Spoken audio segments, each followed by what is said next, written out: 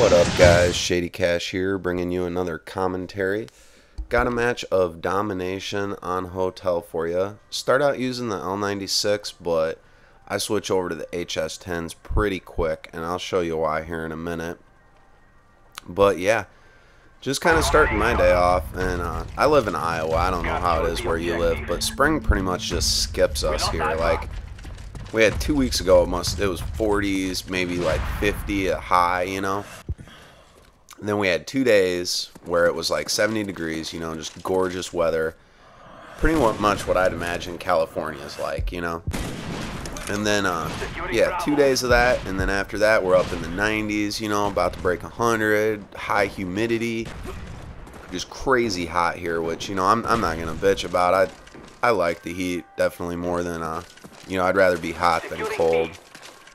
And, you know, I like going to the beach and doing shit outside, so, yeah, definitely loving the summertime, but, yeah, woke up today, went down the street and got some gas and got some coffee, and we're just having a rainy day today, and I was like, what the hell am I going to do to kill time for 2 hours, you know, until I have to work? And I was like, hey, I'll do a commentary on this match I had the other day with these HS-10s and post it, so here I am.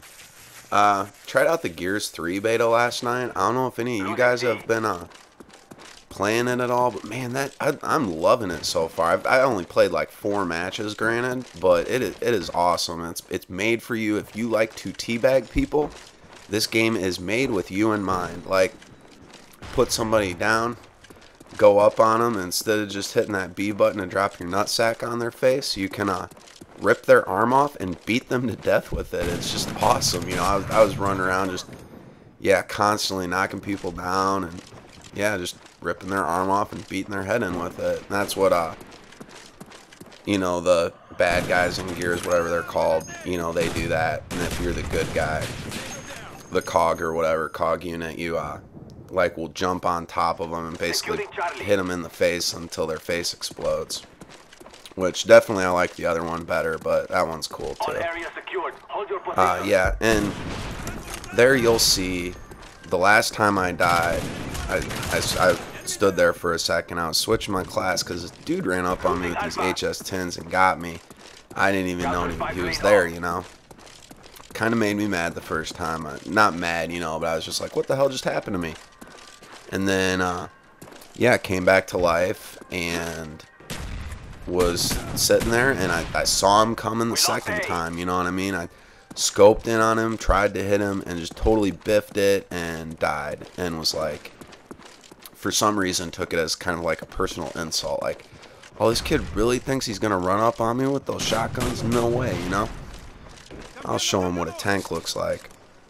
Which is totally what I think you look like when you're running around with these guns. I love it. You just look like a big walking tank to me. It's just badass, you know? Guns definitely, I think, look a lot cooler than they are for, like, a practical use. I don't think these are the best shotguns to use by any means. I would usually say I'd go with the Spaz over these any day of the week. Stakeout, I suck with. I see people own with that gun online, and I don't do it. I don't. You know, I just suck with it. I get a hit marker that first shot because I misjudge, you know, or whatever, and it's just downhill from there.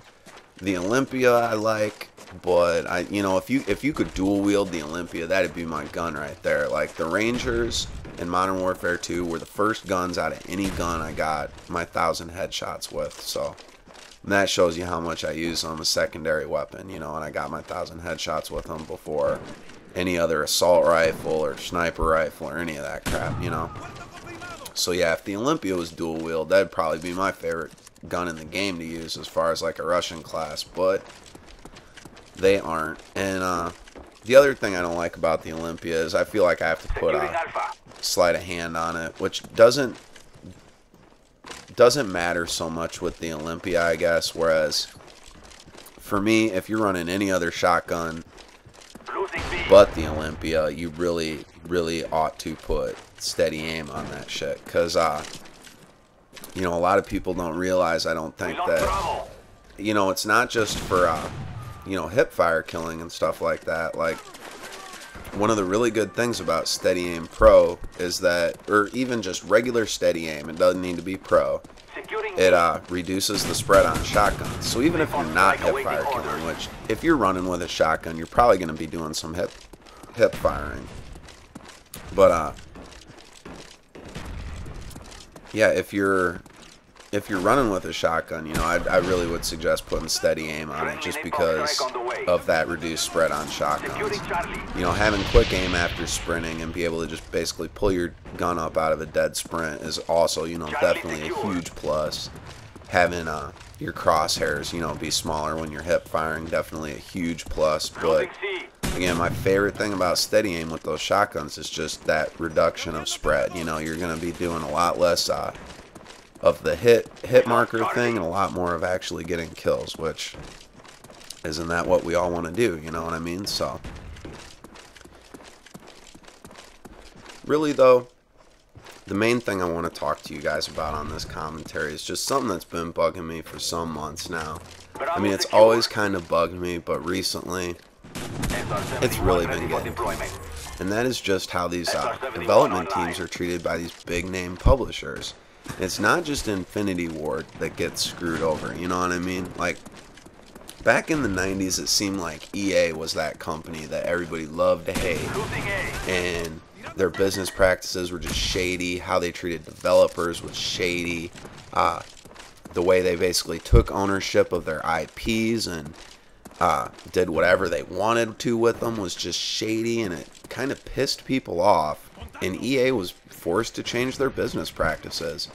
If you look at the way EA operates now, it's pretty spectacular, and it's pretty different from how they used to operate in the 90s. Now, those development teams that used to be basically steamrolled over are treated like they should be somewhat. I mean, you know, yeah, there's still going to be some stuff about, you know, your game has to meet its deadline and, you know, pushing for that and everything. That's going to happen when somebody's got millions of dollars invested in your product. I don't disagree with that. The thing I disagree with is companies like Activision that seem to think that their biggest asset is these games and not the people making them. And I think it's just a huge mistake. It's how we're going to lose some of the most talented people in this industry. I mean, if you're a fresh face out of college and maybe you're going to be the next guy to make the next Halo or Gears of War or Final Fantasy or whatever, and you know, your first experience in the video game industry is getting screwed over by a big name publisher and being forced to work mandatory overtime and not get paid for it and have it ruin your life at home with your family and on and on and on. You know, they lose that sense of, you know, bewilderment or whatever, excitement that they felt towards that field, and they're going to go off and look for a new job that isn't so demanding and that makes them want to commit suicide. You know what I mean? It's bullshit, dude. Like, it makes me mad that nobody seems to give two shits that Infinity Ward isn't Infinity Ward. First off, you know, like, everybody that worked there doesn't work there anymore. They work at Respawn. It pisses me off that everybody seems so excited about Modern Warfare 3, but nobody's calling out Activision on that. They really are mistreating people. This yearly update shit is bullshit. I've seen it drive great games into the ground. You know, Tony Hawk, the first two were groundbreaking. The third one was a good game. It just kept going downhill from there. And a big part of that is like, Tony, I need a minute to miss you, buddy. You know, you're a good guy. You have a good game. But just like, you know, some girls I've dated in the past, if you're around all the time, you're going to get on my fucking nerves. You know, give me a minute to miss you. Same thing with Guitar Hero. You know, Guitar Hero was a great game. And then what did they do? Like, I think Activision's business model is, okay, we found something successful. Let's make a bunch of money off it and run it into the ground. I can't imagine what this industry would be like today if somebody like Miyamoto was treated that way by Nintendo, or somebody like Kojima was treated that way by Konami. You know, I mean, these developers that we have that are legendary in this field, if things had been like that for them, I don't think they'd be here today. and we'd probably be without some of the best franchises around, you know? I mean, the people that are going to make the difference here are us. You know what I mean? And if we let companies like Activision get away with this crap, bullshit, garbage treatment that they treat these developers with, it's going to affect us. Nobody else. It's going to affect the quality of games we're playing and everything else. We're going to lose some really talented talent, you know, from just BS. And that's something I really don't want to see. And I hope you guys don't either. And yeah, maybe we could start a petition together or something. I don't know. But yeah, just had to get that off my chest because it bugs me. Really, really bugs me. Anyway, thanks a lot for watching the video, guys. I know I kind of went off on a little tangent there at the end, but it's important. So, hope you guys have a good day. Thanks.